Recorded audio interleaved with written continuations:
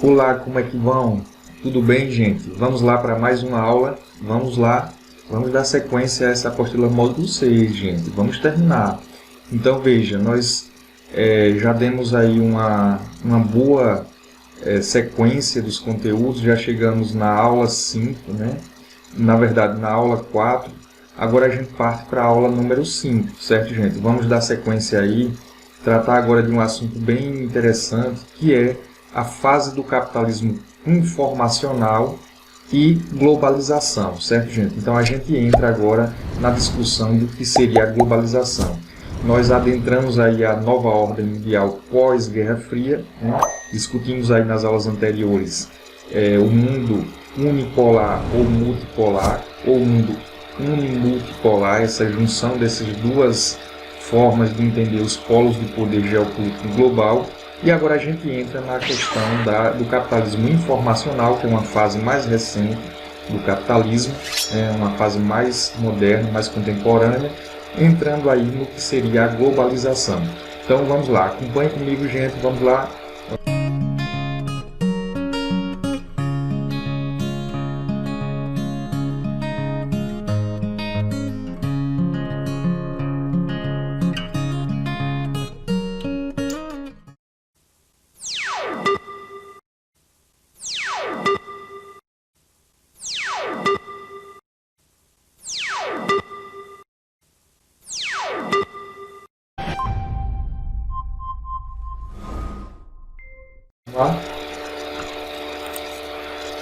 Veja só, a gente estava discutindo aula 5, né, da apostila módulo 6. Vamos lá, pessoal. Capitalismo informacional e globalização. Capitalismo informacional e globalização, módulo 6. E aí a gente começa a discutir o que seria esse capitalismo informacional, pessoal. Né? A partir de 1970, né? Sobretudo no momento em que o capitalismo entra em uma fase de crise, o que alguns autores, como David Harvey, que é um geógrafo britânico, né?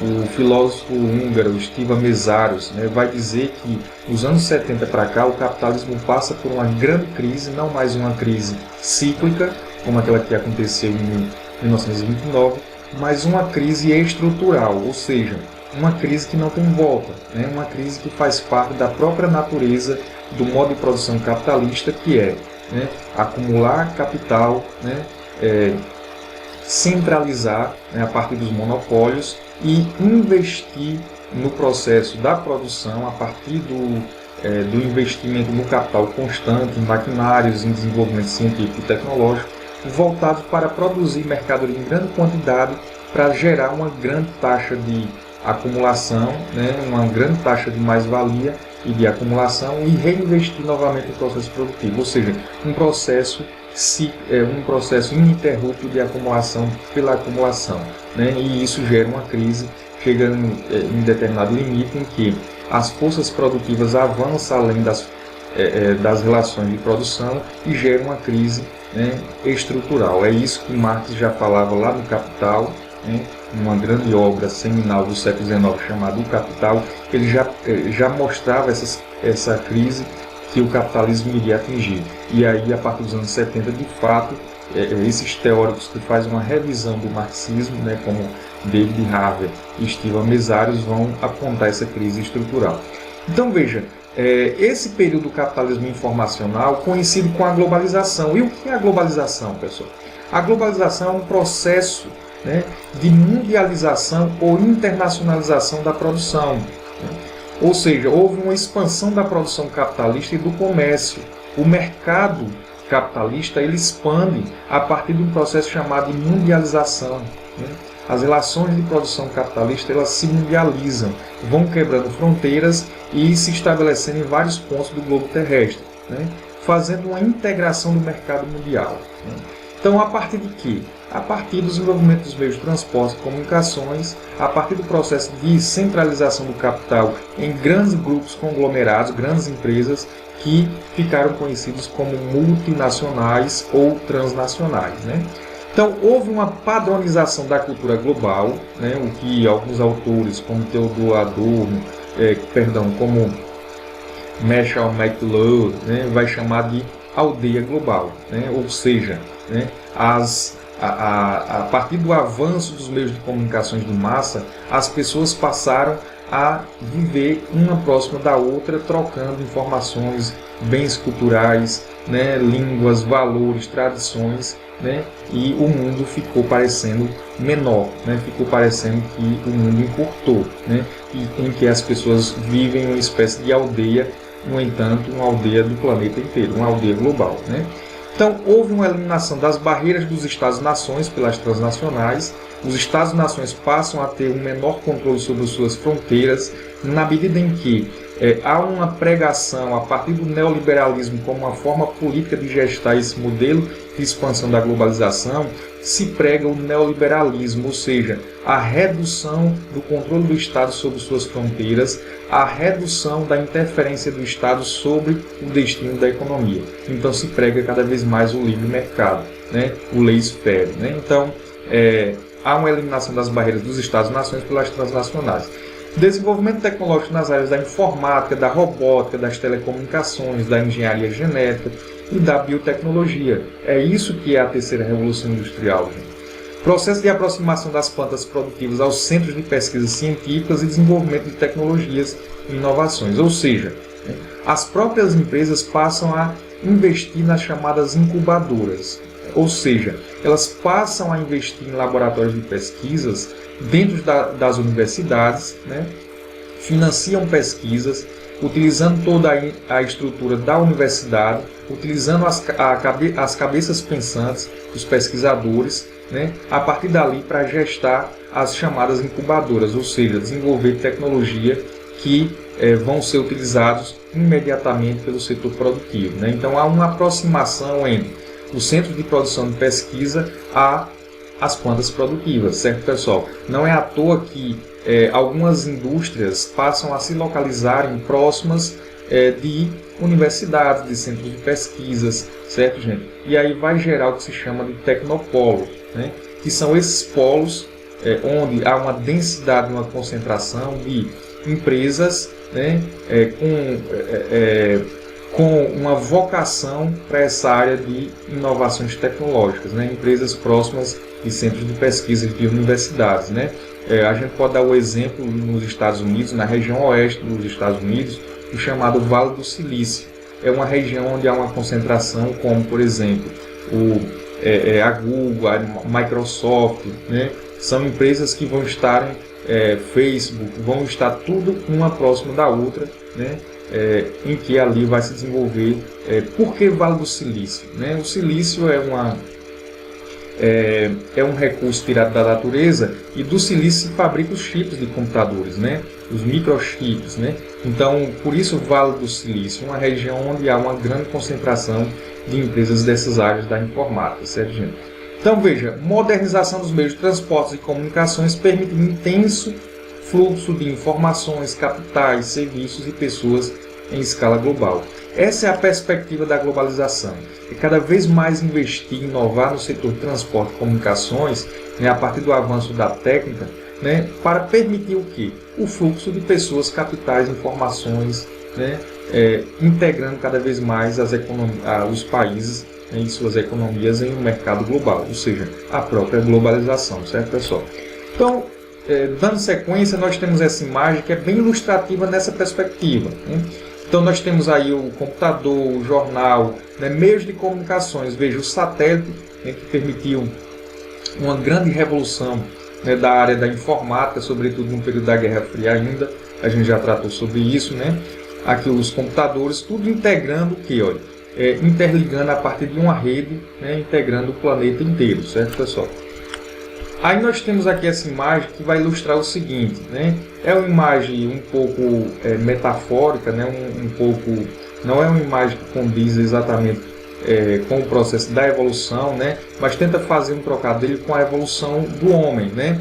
O homem vai evoluindo, né? Evoluindo, de repente volta a seu aspecto inicial quando ele vira o homem em um período mais recente do capitalismo informacional, em que passa a manusear ferramentas, né, modernas da área da informática, certo, pessoal? Então veja que ele sai de uma condição, né, se torna o Homo erectus, né, e depois volta à sua condição inicial, no entanto agora manipulando tecnologias de ponta. Essa outra imagem vai fazer uma referência a como aquilo que a gente comentou no início, né, como ocorre um processo de internacionalização da produção. A internacionalização da produção é isso, ó, processo de fragmentação da produção de uma mercadoria. Ela não vai ser mais produzida por apenas uma nação, ela vai ser fragmentada. Um automóvel, por exemplo, né? Um automóvel, às vezes uma parte do automóvel vem de um país, né? Outra parte é fabricada em outro, e depois vem um outro terceiro e apenas monta o automóvel, né? Então há uma fragmentação e uma divisão cada vez maior do processo produtivo daquela mercadoria.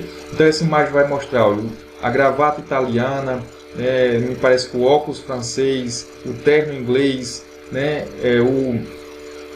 o carro é brasileiro, enfim. Então há uma grande quantidade de nações que se especializam na produção de um determinado tipo de produto, certo, pessoal?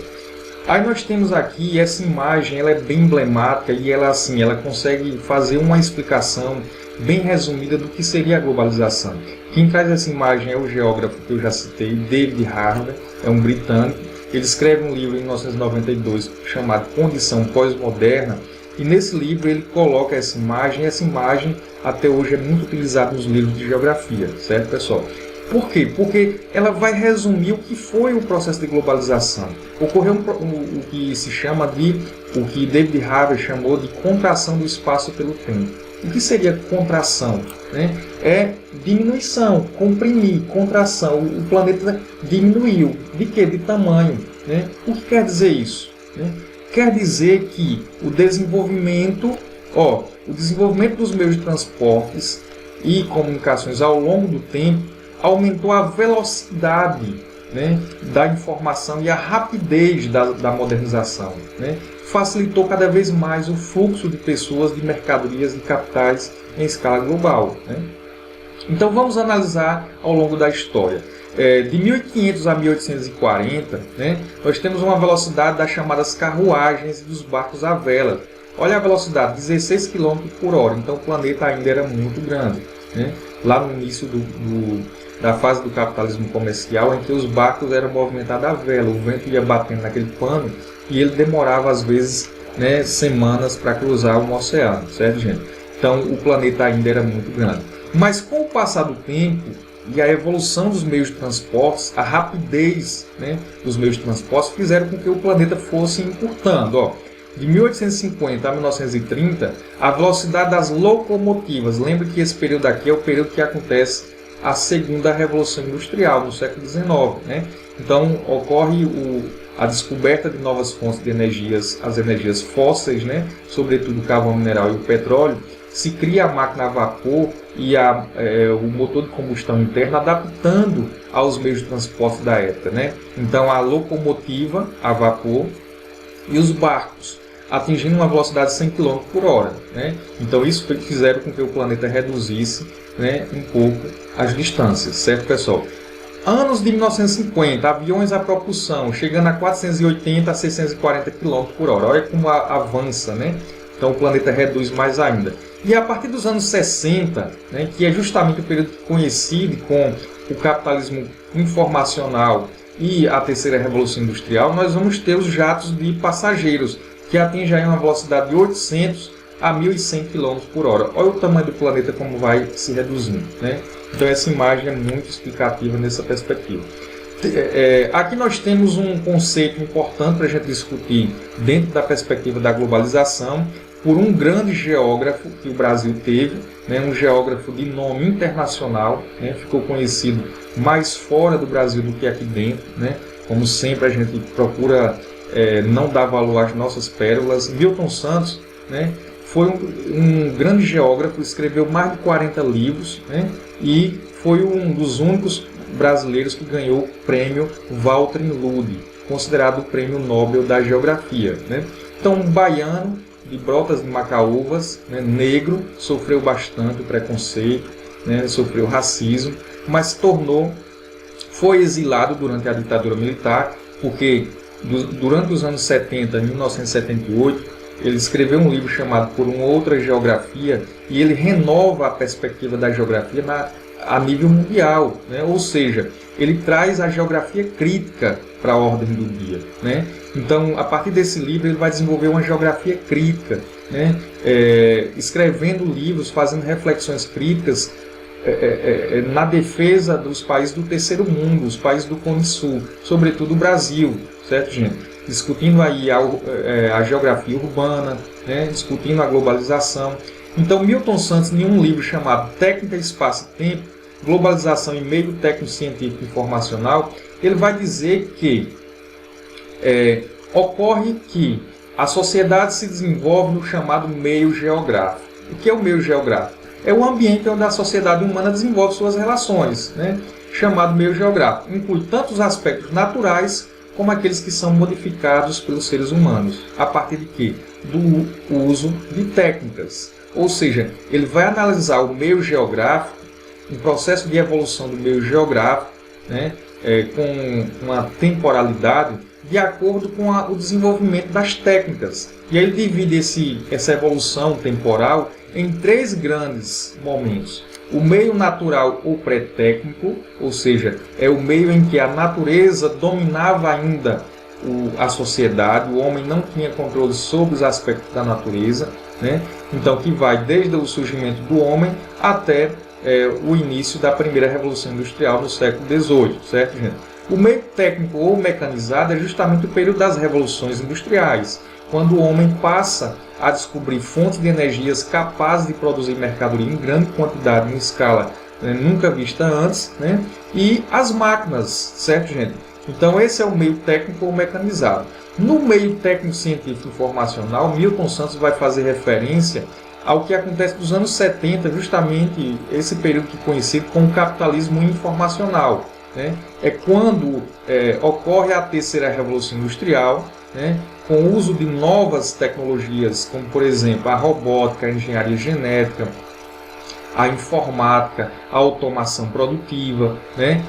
E com novas fontes de energia. Se aqui o meio técnico ou mecanizado, as principais fontes de energias que alavancaram aí a grande destruição dos recursos da natureza, né? E a interferência no desequilíbrio do clima global a partir do lançamento de gases do efeito estufa, aqui no meio técnico-científico informacional, a partir de várias conferências sobre a defesa do meio ambiente, sobre as mudanças do clima global, né, e a pressão da comunidade científica internacional, nesse momento aqui, começa a se desenvolver novas fontes de energias, agora fontes de energias alternativas, né, fontes de energias renováveis e que não agridam tanto ao meio ambiente, como por exemplo a energia eólica, a geotérmica, né, a energia solar, entre outras, certo, pessoal? Então, Milton Santos ele também vai analisar a própria globalização em um livro chamado Por uma Outra Globalização, um livro que foi escrito em 2000, né? E ele vai considerar nesse livro a existência de pelo menos 3 mundos em apenas um. Quais são esses 3 mundos? O primeiro é o mundo que percebemos, é a globalização como fábula. É aquilo que ele chama de os governantes do mundo, ou seja, as grandes empresas, né, os grandes conglomerados, as grandes multinacionais, vão vender a ideia de que a globalização ela é benéfica. É aquilo que percebemos, aquilo que os nossos sentidos que enganam, acabam nos enganando, né? A partir do fenômeno, né? Vem à superfície o fenômeno, né? Então a gente percebe o fenômeno a partir da apreensão da realidade fenomênica por meio dos nossos sentidos, né? Então nós vemos uma globalização como uma fábula, vende uma ideia de que ela é benéfica, de que ela é homogênea, de que todos têm acesso às tecnologias, todos têm acesso à variedade de mercadorias, o acesso ao consumo diversificado, né? Quando na verdade, né, nem todos têm acesso a isso. Então essa é a globalização que percebemos, né? A globalização como fábula. O segundo mundo, que Milton Santos vai chamar é o mundo real, tal como ele é, como ele diz, né? A globalização como uma fábrica de perversidade, como diz Milton Santos. Ou seja, esse segundo mundo aqui é aquele que acaba chegando à superfície, à concretude, né? a totalidade do real concreto, que chega à superfície, a essência, né? E é aquilo que nós sentimos na pele, né? É um mundo de perversidades, ou seja, a desigualdade, a fome, né? O aumento da destruição dos recursos da natureza, né? A perspectiva da sociedade do consumo como um fim em si mesmo, né? Como mecanismo de preenchimento do vazio existencial e como forma de garantir a felicidade suprema a partir do consumo pelo consumo, né? Uma forma banal de existência, né? Sem outra perspectiva. Está aí porque as pessoas passam no mundo moderno a adoecerem, né, a se suicidarem, porque não vê sentido na existência da vida, né?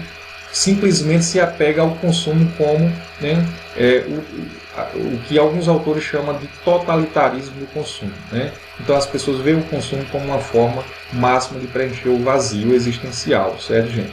Então veja, esse é o mundo de perversidade, né, da desigualdade, da destruição dos recursos da natureza, como a gente vê recentemente as queimadas em nome do lucro, né? É o mundo que nega a saúde para todos, a educação de qualidade para todos, né? E que exclui a grande maioria das pessoas do acesso às tecnologias de ponta, certo, gente? Então é o mundo tal como ele é. O terceiro mundo, como Milton Santos coloca, ele pinta todas essas contradições da globalização, mas no terceiro mundo ele coloca aí uma pitada de esperança. Ele diz assim, ó, vende-se a globalização como benéfica, mas na verdade o mundo real ele vai mostrar que é uma fábrica de perversidade. No entanto, nós podemos lutar por um mundo melhor, por uma outra globalização. Olha o título do livro, né? Inclusive, essa discussão aqui é muito citada nos chamados Fórum Social Mundial, em que se encontram, né, várias organizações, né, ambientalistas, sindicatos, partidos de esquerda, e vão discutir o futuro da humanidade a partir de traçar essas perspectivas de luta e essas bandeiras, né? Então, ele vai dizer que o mundo como possibilidade é uma outra globalização, ou seja, ele vai dizer o seguinte, ora, a globalização como uma grande fase moderna do capitalismo, né, acumulou ao longo da história uma evolução e um desenvolvimento das técnicas, né? Então, todas essas técnicas que o capitalismo se apropriou, né, a partir do desenvolvimento da ciência, que o homem evoluiu a partir da ciência, desenvolveu técnicas modernas, todas essas condições materiais que foram produzidas ao longo da história podem ser apropriadas e utilizadas pela humanidade para produzir um outro mundo, um mundo mais justo, né? Então, não é que Milton Santos, não é que Karl Marx, lá no século XIX, quando fazia a crítica ao modelo de produção capitalista, não é que eles eram contra as máquinas, não é que eles eram contra o avanço da ciência e da tecnologia, mas ao modelo de uso que era dado a essas técnicas e a essas tecnologias, né? Então, você dando um uso humano, justo, né, em que os resultados da produção fossem de fato distribuídos de maneira igual para todos, né, a partir dos produtores, a apropriação dos resultados da produção coletiva pelos produtores associados, é isso que garantiria uma sociedade mais justa, mais equilibrada, né, e menos desigual, certo, gente? Então, é isso que Milton Santos pregava no terceiro mundo. As 4 fases da globalização. Então, a globalização, para alguns autores, se baseia em 4 fases. Para alguns autores, o processo da globalização ele inicia-se ainda no século XV e XVI. Ou seja, o termo globalização é um termo novo, né, vai surgir nos anos 80 e 90, por analistas do mercado financeiro nos Estados Unidos, né, com um termo em inglês chamado globalization, né, que vai justamente definir as estratégias desses analistas financeiros, as estratégias das empresas multinacionais no mundo, né? Então vai traçar esse termo globalization como um processo de estratégia que as empresas passariam a atuar, mantendo as suas matrizes com os seus escritórios nos países desenvolvidos, mas instalando filiais produtivas nos países de economias emergentes, buscando reduzir custos e aumentar os lucros e conquistar mercados, né? Então, o termo globalização é novo, no entanto, para alguns autores, o processo em si ele é muito antigo, ele data-se do século XV e XVI, com a primeira fase chamada de grandes navegações, né?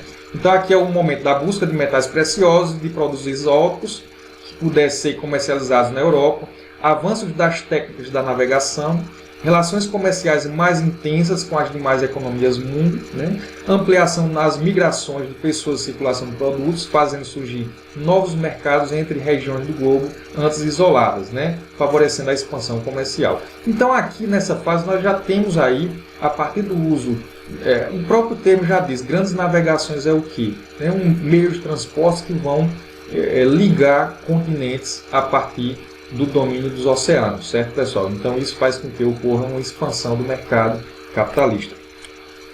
A segunda fase coincide com a segunda metade do século XIX, ou seja, as revoluções industriais, até o fim da Segunda Guerra Mundial, que é em 1945. Né?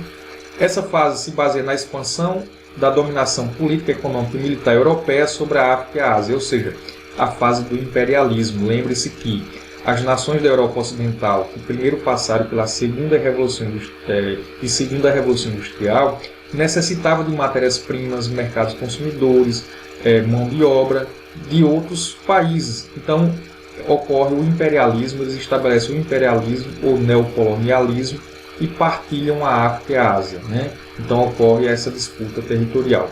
As inovações técnicas aplicadas à indústria, aos transportes e às comunicações, com a expansão das ferrovias, do uso de automóveis, aviões, telégrafos, telefones e rádios, contribuíram para intensificar, agilizar e ampliar a difusão das relações econômicas para outros territórios. Ou seja, se a primeira fase, que foi o século XV e XVI, ocorreu a conquista da América, né, a partir do Pacto Colonial, estabelecendo ali a Divisão Internacional do Trabalho clássica, né, em que as colônias forneciam matérias-primas, né, metais preciosos, né, para as metrópoles, e as metrópoles produtos manufaturados. A segunda fase ocorre uma expansão dessa integração, né, a partir do desenvolvimento de outros meios de transporte, como os aviões, as comunicações como os telégrafos, os telefones, o rádio, né, as ferrovias. Isso vai integrar mais territórios ainda, ou seja, a globalização está em processo, em curso, né, expandindo para outras áreas.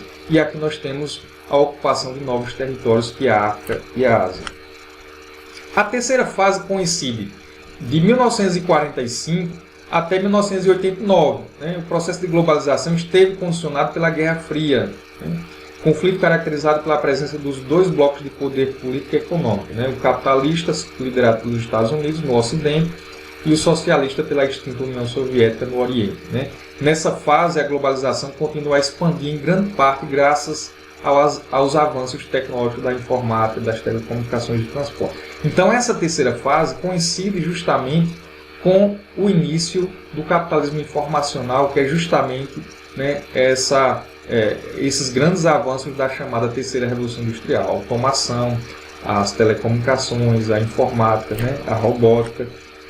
E a quarta fase, última década do século XX, né, com o fim da Guerra Fria, houve a expansão do capitalismo, aquilo que a gente já tinha discutido na aula anterior, né, sobre uma nova ordem mundial com o fim da Guerra Fria, né, e a discussão de o mundo unipolar ou multipolar. Então, ocorrem os avanços tecnológicos da informática, telecomunicações, internet, mudança na produção e na circulação de mercadorias, nos transportes de cargas e passageiros e a difusão de bens culturais e artigos de consumo. A partir dessa quarta fase aqui, passa-se a inserir a discussão de uma sociedade do consumo, né? Os valores da cultura hegemônica norte-americana, né? O chamado modelo de vida americano, American Way of Life, né?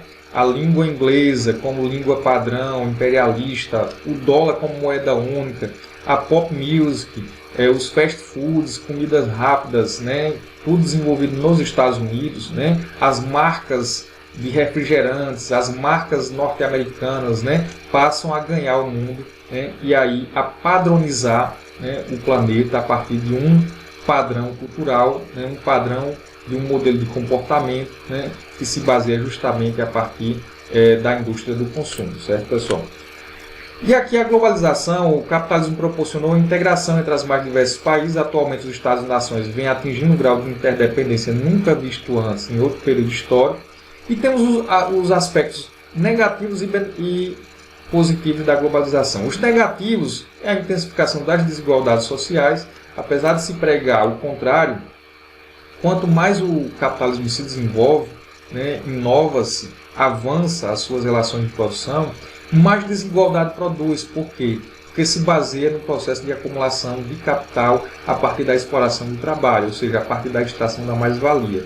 Então, se você acumula em um polo, é porque você está produzindo pobreza, né, e destruição dos recursos naturais no polo oposto, né? Então, aumento das desigualdades, da exclusão, maior dependência econômica e financeira dos países subdesenvolvidos, na medida em que os países mais pobres não têm condições de se tornarem autossuficientes, passam a contrair empréstimos nos organismos multilaterais, os bancos como o FMI, o Banco Mundial, né, e passam a pagar juros em cima de juros, né, os serviços da dívida, dobrando o joelho dessas nações para que fiquem pagando impostos durante muito tempo. As suas populações se tornam verdadeiros escravos, pagando impostos altíssimos, né, para o governo, para que o governo acumule e pague os juros das dívidas contraídas, né? Outro ponto negativo é justamente a pressão antrópica sobre os recursos naturais, ou seja, quanto mais se desenvolve, né, desenvolvimento, progresso, né, na perspectiva do capitalismo, a partir da apropriação da natureza por poucos, né, se beneficiando, isso garante uma autodestruição, né, uma intensa destruição dos recursos da natureza. Há uma crise ambiental muito perversa, né, uma crise de apropriação e destruição da materialidade da existência do homem, né, nesse planeta, que é justamente a própria natureza.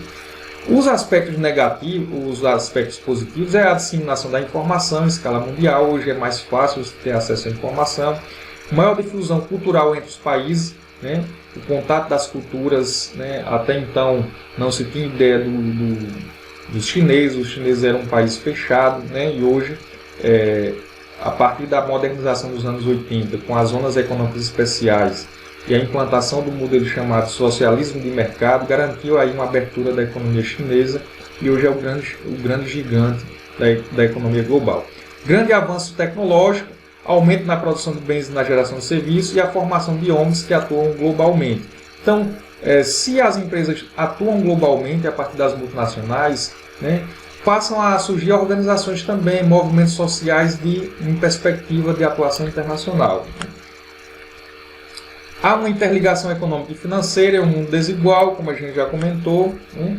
A globalização econômica, fenômeno que pode ser considerado a expressão mais significativa das relações entre os Estados e nações. Os países desenvolvidos produzem um maior volume de investimento, seja para a atividade produtiva, seja para a aplicação financeira, né? Na década de 80, grande expansão do capitalismo, grandes agentes desse processo são os países desenvolvidos, as empresas multinacionais e os organismos internacionais como o FMI, Banco Mundial, OMC. Né?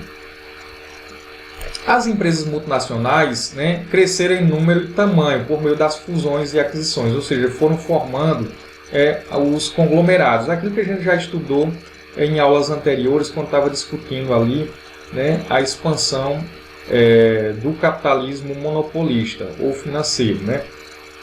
As empresas vão fundindo, uma crescendo, comprando as outras menores e se tornando gigantes, né, e diversificando a sua atuação. Né?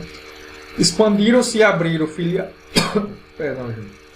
Expandiram e abriram filiais em diversos países, inclusive subdesenvolvidos, onde obtinham benefícios dos governos locais. Esses benefícios aumentam a possibilidade de ampliar os lucros, particularmente no Brasil, no México e na Argentina. Né?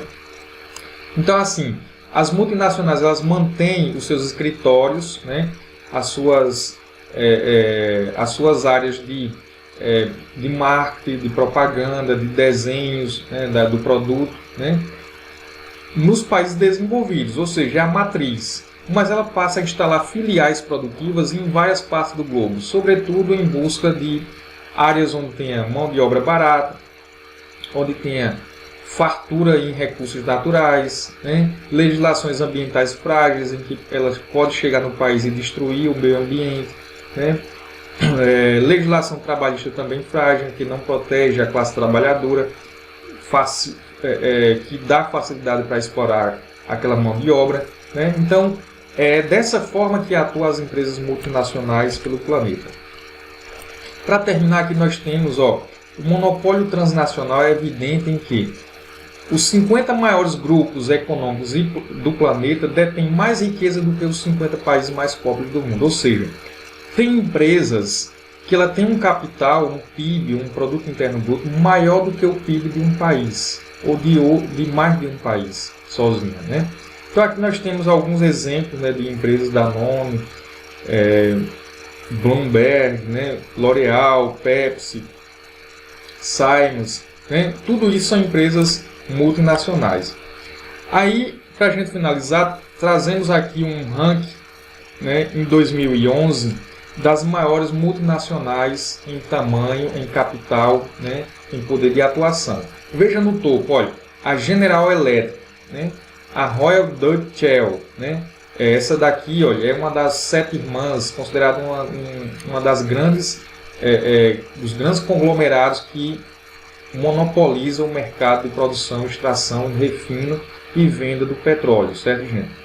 Provocam guerras, né? Promovem guerras a partir do financiamento de governos corruptos em alguns países, né?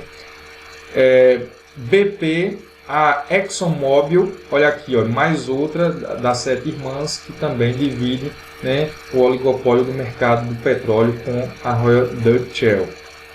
A Toyota japonesa, Total, GDF, SUS, né, Vodafone, né, entre outras aqui, né?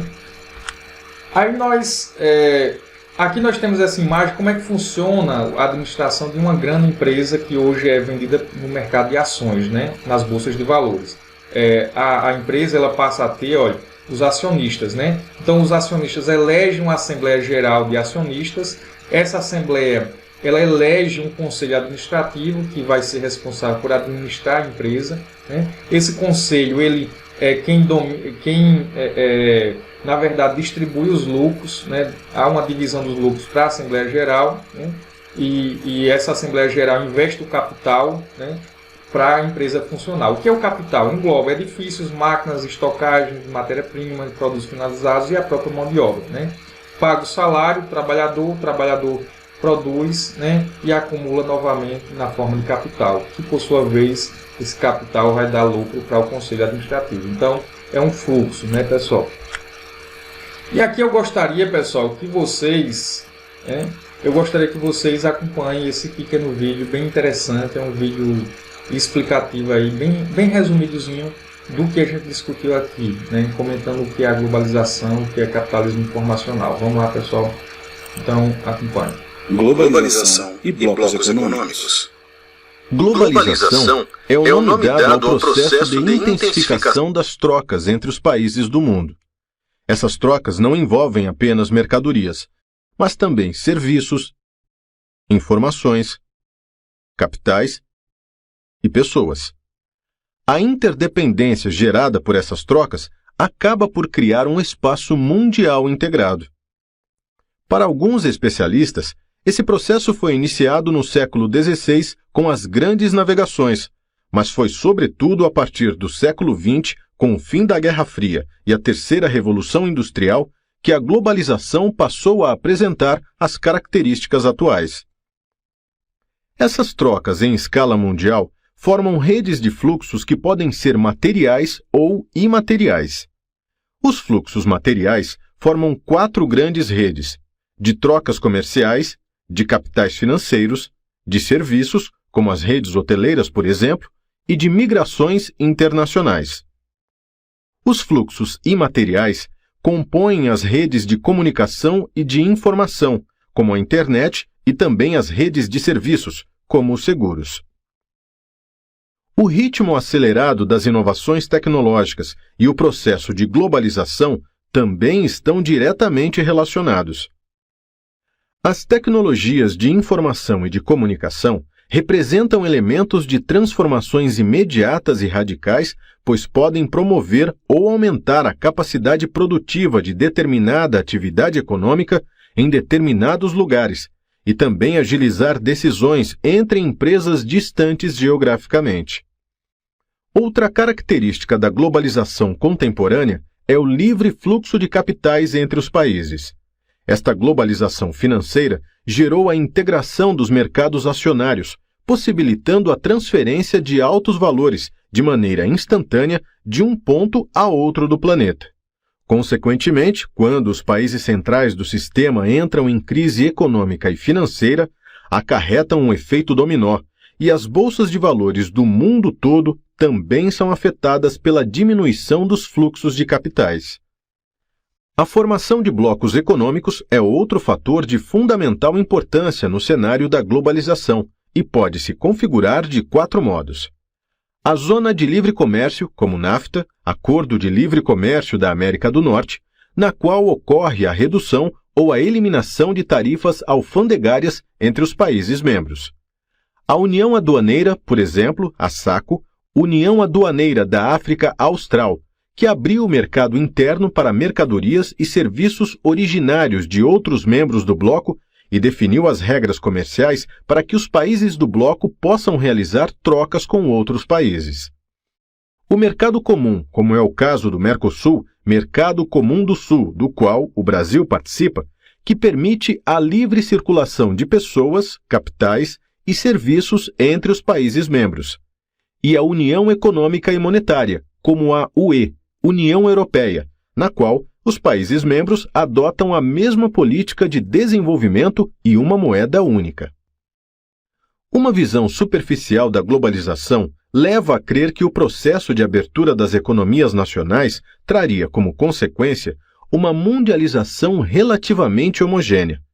No entanto, uma vez que a globalização é seletiva e visa a determinadas regiões, atividades e grupos sociais, determinadas áreas e regiões se integram, enquanto outras são excluídas. Assim, a disparidade entre as regiões torna-se cada vez mais evidente no espaço mundial. Por fim, é importante observar que a intensificação da circulação de informações em escala mundial acaba privilegiando as necessidades e os modos de vida próprios de alguns países desenvolvidos. Vocês viram aí, né, pessoal? O vídeo muito explicativo, né, vai dizer que a globalização, aquilo que a gente tinha dito, né, os pontos positivos e negativos, né, falou todo um conjunto de pontos positivos, né, a integração das economias, né, a mundialização, né, a transferência de imensos volumes financeiros de um país para outro a partir do mercado de ações, das bolsas de valores, né, a evolução das tecnologias, né, e do acesso às pessoas. No entanto, no final vai mostrar justamente aquilo que a gente também tinha dito, né? A globalização, aquilo que Milton Santos comentava sobre o segundo mundo que ele vai abordar naquele livro, Por um Outro Globalização, ele vai dizer que a globalização é uma fábrica de perversidade, né? Ocorre um processo seletivo, né? As benesses da globalização não são para todos, é seletivo para um pequeno número, né? Um pequeno grupo, certo, pessoal? Lembremos que a fome se alastra aí nos países africanos. Lembremos que o Brasil vem passando por um aumento da fome, da miséria, né? Há uma concentração de renda muito forte no Brasil, né? E isso é reflexo do próprio avanço da globalização. Enquanto alguns vivem na ostentação, né, no acúmulo de riqueza e na ostentação, você vai ter o outro poço de perversidade, que é os bolsões de pobreza, de miséria, de fome, né? E de violência. Então a gente finaliza aqui. Observe que nesse vídeo também trouxe aí um conteúdo que a gente vai abordar no finalzinho da apostila. Se vocês prestarem atenção bem, está lá no finalzinho da apostila, tratando dos chamados blocos econômicos regionais. Então esse pequeno vídeo já trouxe alguns, né, tratando aí das fases da formação de um bloco, né, como por exemplo, área de livre comércio, união aduaneira, mercado comum e união monetária, né? Então a gente vai tratar disso daí, né? O vídeo trouxe aí o bloco do Mercosul, da União Europeia, né? E a gente vai discutir não só esse, mas vamos avançar, vamos falar um pouco de outros blocos econômicos que caia na nossa futura prova do Enem, certo, pessoal? Então, assim, nós finalizamos essa aula número 5, né, da fase do capitalismo informacional e globalização. Eu espero que vocês tenham gostado, né? Já já a gente retorna com outra aula, aula número 6, para dar seguimento a essa apostila. Tchau, tchau, gente. Até mais.